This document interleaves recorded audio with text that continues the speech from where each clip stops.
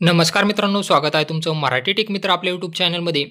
मागेल त्याला सौर कृषी पंप योजनेमध्ये अजून एक नवीन अपडेट आलेला आहे आणि त्याबद्दलची माहिती आपण या व्हिडिओमध्ये जाणून घेणार आहोत.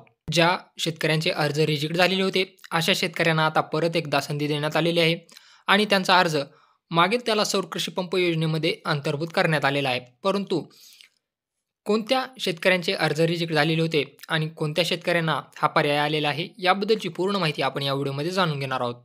त्या शेतकऱ्यांचे मेडा महाऊर्जाकडे अर्ज भरले होते आणि त्यांचा अर्ज महावितरणकडे MSIDमध्ये कन्व्हर्ट झाला होता. MSIDमध्ये कन्व्हर्ट झाल्यानंतर त्यांच्या कागदपत्राची छाननी पूर्ण झाल्यानंतर त्यांना पैसे भरा असे ऑप्शन आलेले होते. परंतु काही शेतकऱ्यांनी पैसे भरले नव्हते आणि पैसे न भरल्यामुळे त्यांचा अर्ज रिजेक्ट करण्यात आलेला होता. परंतु आता अशा शेतकऱ्यांना परत एकदा संधी देण्यात आलेली आहे. त्या शेतकऱ्यांचा अर्ज मागील त्याला सौर कृषी पंप योजनेमध्ये अंतर्भूत करण्यात आलेला आहे.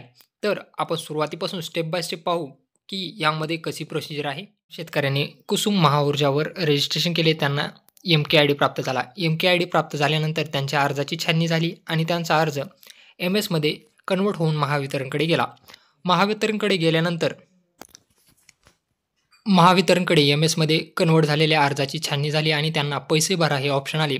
त्यांनी MSDCL बेनिफिशरी ॲपमध्ये जाऊन सर्वे करायचा होता आणि ते पैसे भरायचे होते. परंतु काही शेतकऱ्यांकडे पैसे नसल्यामुळे किंवा काही कारणामुळे त्या शेतकऱ्यांनी पैसे भरले नव्हते. पैसे न भरल्यामुळे त्यांना असा मेसेज पाठवण्यात आला होता. श्री सौ लाभार्थी, त्यानंतर लाभार्थी क्रमांक, सौर पंपाकरता PM कुसुम ब योजनेअंतर्गत आपला अर्ज मंजूर करण्यात आला आहे. आपण अद्यापपर्यंत लाभार्थी हिस्साच्या रकमेचा भरणा केलेला नाही, म्हणून आपणास विनंती आहे की मोबाईल ॲपद्वारे प्राप्त लिंकवरून सेल्फ सर्वे करून लाभार्थी हिस्साच्या रकमेचा भरणा दिनांक 30/11/2024 पर्यंत करावा. लाभार्थी हिस्साच्या रकमेचा भरणा न केल्यास आपली ज्येष्ठता यादी डावलण्यात येईल. तसेच सद्य परिस्थितीत आपल्या अर्जाचा विचार करण्यात येणार नाही. महावितरणनं यांना एकदा संधी दिलेली होती आणि शेवटची तारीख दिलेली होती की या तारखेच्या आत तुम्हाला पैसे भरून घ्यायचे आहेत. परंतु काही शेतकऱ्यांनी हे पैसे भरले नव्हते, जेणेकरून त्यांचे अर्ज हे रिजेक्ट करण्यात आलेले होते. अर्ज रिजेक्ट झाल्यानंतर त्यांनी MSDCL बेनिफिशरी ॲपमध्ये लॉग इन केल्यानंतर त्यांना असे दाखवत होते. त्यानंतर प्रिय त्यांचा नाव आणि MSID. सौर पंपाकरता PM कुसुम ब योजनेअंतर्गत आपला अर्ज मंजूर करून मागणीपत्र देण्यात आले होते. आपण लाभार्थी हिस्सा मागणीपत्र रकमेचा भरणा न केल्यामुळे आपली ज्येष्ठता यादी डावलण्यात येत असून आपला अर्ज रद्द करण्यात आला आहे. भविष्यात सौर पंपासाठी आपणास मागेल त्याला सौर कृषी पंप योजना संकेतस्थळावर भेट देऊन अर्ज करता येईल. म्हणजे यांचे अर्ज रिजेक्ट करण्यात आलेले होते आणि यांना नवीन अर्ज भरण्यास सांगितले होते. परंतु मागील 2 दिवसांपासून या शेतकऱ्यांना असे SMS प्राप्त होत आहेत. सौर कृषी पंपाकरता आपण सादर केलेला अर्ज क्रमांक MSID मागेल त्याला सौर कृषी पंप योजनेअंतर्गत अंतर्भूत करण्यात आला आहे. याबाबत योजनेचे संकेतस्थळावर लाभार्थी क्रमांक हिस्सापोटी 22,971 रकमेचा भरणा आपण करावा. धन्यवाद महावितरण. आता यामधील MSID घेऊन तुम्हाला मागेल त्याला सौर कृषी पंप योजनेच्या वेबसाईटवर यायचं आहे आणि अर्जाची सद्यस्थिती या पर्यायामध्ये तुमचा MSID टाकून शोधा या पर्यायावरती क्लिक करायचं आहे. शोधा या पर्यायावरती क्लिक केल्यानंतर अर्ज दिनांक दाखवणार आहे, अर्जाची सद्यस्थिती दाखवणार आहे, अर्जदाराचा प्रकार पंप शक्ती आणि तुमचा अर्ज ड्राफ्ट मोडमध्ये सेव्ह केला आहे.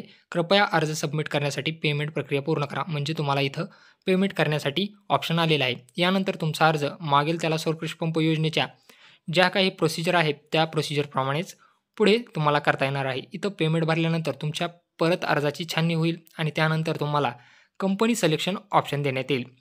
नवीन अपडेट आलेला आहे. यामध्ये ज्या शेतकऱ्यांनी PM कुसुममध्ये अर्ज भरले होते त्यांचे अर्ज महावितरणकडे MSIDमध्ये कन्व्हर्ट झाले. त्यानंतर त्यांच्या अर्जाला मंजुरी आली, त्यांना पैसे भरायचे ऑप्शन आले. परंतु काही शेतकऱ्यांनी ते पैसे भरले नव्हते. पैसे न भरल्यामुळे महावितरणने त्यांना ज्येष्ठता यादीतून डावलण्यात येईल असं सांगण्यात आलं आणि त्यानंतर त्यांचा अर्ज रिजेक्ट करण्यात आला. परंतु त्याच अर्जांना परत मागील त्याला सौर कृषी पंप योजनेमध्ये अंतर्भूत करून आता त्यांना परत एकदा संधी देण्यात आलेली आहे. परंतु यामध्ये आता ड्रॉबॅक हा आहे की या अगोदर MSIDमध्ये कन्व्हर्ट झालेल्या अर्जांना पूर्ण छाननी होऊन पैसे भरायचं ऑप्शन आलेलं होतं. परंतु आता मागील त्याला सौर कृषी पंप योजनेमध्ये तुम्हाला आता अगोदर पैसे भरायचे आहेत, त्यानंतर तुमच्या अर्जाची छाननी होईल आणि त्यानंतर पुढील प्रोसिजर फॉलो करायची आहे. तर असं हे महत्त्वपूर्ण अपडेट होतं. जर व्हिडिओ आवडला असेल तर चॅनलला नक्की सबस्क्राईब करा आणि बेल आयकॉनला प्रेस करायला विसरू नका.